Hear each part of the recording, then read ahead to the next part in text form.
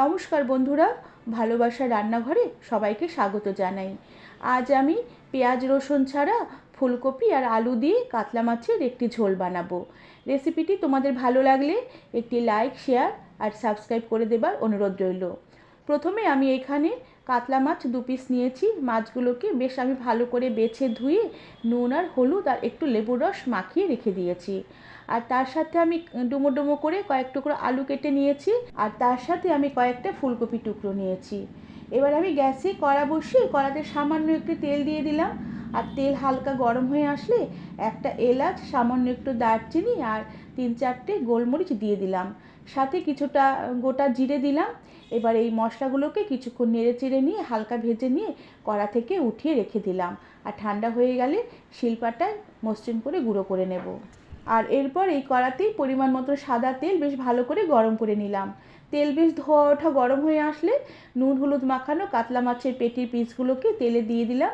আর মাছগুলোকে এপিট ওপিট দুপিট উল্টে বেশ লাল লাল করে এবার ভেজে নেব। আর মাছের দুপিট বেশ হালকা লাল করে ভাজা হয়ে আসলে মাছের টুকরোগুলোকে কড়া থেকে উঠিয়ে রেখে দিয়ে ওই মাছ ভাজার তেলে টুকরো করে কেটে রাখা ফুলকপিগুলোকে দিয়ে দিলাম। এবার ফুলকপি টুকরোগুলোকেও কিছুক্ষণ নেড়ে চেড়ে হালকা লাল করে ভেজে নেব। আর কপির টুকরোগুলো হালকা লাল হয়ে আসলে কড়া থেকে এবার উঠিয়ে রেখে দিলাম। এরপর ওই কড়াতেই আমি সামান্য পরিমাণে আবারও একটু তেল দিয়ে দিলাম। আর একটি তেজপাতা ছিঁড়ে ফোড়ন দিলাম, আর কিছুটা গোটা জিরে সাথে দিয়ে দিলাম। ফোড়নের গন্ধ বেরোলে আমি ডুমো করে কেটে রাখা আলু টুকরোগুলোকে এবার তেলে দিয়ে দিলাম। এবার আলু টুকরোগুলোকেও কিছুক্ষণ নেড়ে চেড়ে হালকা লাল করে ভেজে নেব। আর আলু টুকরোগুলো ভাজা হতে হতে আমি মাছের জন্য একটু মশলা বানিয়ে নেব।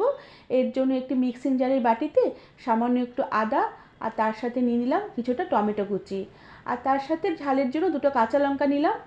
আর সামান্য একটু জল দিয়ে মশলাগুলোকে মসৃণ করে পেস্ট করে নেব। আর এরপর বেটে নেওয়া মশলাটা আমি ভাজা আলুতে দিয়ে দিলাম। আর তার সাথে মশলার বাটি ধোয়া সামান্য জল দিলাম। সাথে একটু ধনের গুঁড়ো দিলাম। আর তার সাথে সামান্য একটু কাশ্মীরি লঙ্কার গুঁড়ো দিলাম। আর ঝালের জন্য একটু লাল লঙ্কার গুঁড়ো দিলাম। পরিমাণ মতো নুন দিলাম আর পরিমাণ মতো হলুদ গুঁড়ো দিলাম। আর আবার একটু সামান্য জল দিয়ে মশলার সাথে আলুগুলোকে বেশ কিছুক্ষণ নেড়ে চেড়ে নিয়ে গ্যাসের আঁচ কমিয়ে দিয়ে ঢাকা দিয়ে রেখে কিছুক্ষণ আমি রান্না হতে দিলাম। এতে মশলা বেশ ভালোভাবে কষানো হবে, আলুগুলো বেশ তাড়াতাড়ি মজে সেদ্ধ হয়ে যাবে। কিছুক্ষণ এভাবে ঢাকা দিয়ে রান্না করে নেবার পরে ঢাকনা খুলে দিলাম। মশলা বেশ অনেকটা জল শুকিয়ে তেল ছেড়ে এসেছে। এবার আরও কিছুক্ষণ আলুর সাথে মশলা নেড়ে চেড়ে একটু কষিয়ে নিয়ে ভেজে রাখা ফুলকপির টুকরোগুলোকে দিয়ে দিলাম। এরপর ফুলকপির টুকরোগুলো আলুর সাথে মশলার সাথে আবারও বেশ কিছুক্ষণ বেশ ভালো করে নেড়ে চেড়ে একটু কষিয়ে নেব। এরপর প্রথমে যে ভাজা মশলা তৈরি করে রেখেছিলাম সেই ভাজা মশলার গুঁড়ো দিয়ে দিলাম। এবার ভাজা মশলার গুঁড়ো এই মশলার সাথে আর ফুলকপি আলুর সাথে বেশ ভালো করে নেড়ে চেড়ে একটু মিশিয়ে নেব। এরপর ঝোলের জন্য পরিমাণ মতন গরম জল দিয়ে দিলাম। আর জল দিয়ে আলু আর ফুলকপির সাথে মশলার সাথে জল বেশ ভালো করে নেড়ে চেড়ে মিশিয়ে নিয়ে আমি কিছুক্ষণ ঝোলটাকে ফুটিয়ে নিয়ে ভেজে রাখা মাছের টুকরোগুলোকে এবার দিয়ে দিলাম। আর এরপর আমি গ্যাসের আঁচ কমিয়ে দেব আর ঢাকা দিয়ে রেখে প্রায় 5 থেকে 6 মিনিটের মতো লো আঁচে আমি মাছের ঝোল ফুটতে দেব। প্রায় 5-6 মিনিট মাছের ঝোল ফুটিয়ে নেবার পরে ঢাকনা খুলে দিলাম। মাছের ঝোল প্রায় হয়ে এসেছে। আলু ফুলকপি বেশ ভালোভাবে সেদ্ধ হয়ে গেছে। এরপরে আমি গ্যাসের আঁচ একদম ফুল করে দিলাম আর মাছের ঝোল এবার কিছুক্ষণ ফুটিয়ে নেব। কিছুক্ষণ মাছের ঝোল ফুটিয়ে নেবার পরে শেষে চেরা কাঁচা লঙ্কা, ধনেপাতা কুচি ছড়িয়ে দিয়ে ঢাকা দিয়ে দিলাম আর গ্যাসের আঁচ বন্ধ করে কিছুক্ষণের জন্য স্ট্যান্ডিং টাইমে রেখে দিলাম। বন্ধুরা, আমার আজকের এই ফুলকপি আলু দিয়ে কাতলা মাছের ঝোলের রেসিপিটি তোমাদের কেমন লাগলো আমাকে তোমরা কমেন্ট করে জানাবে।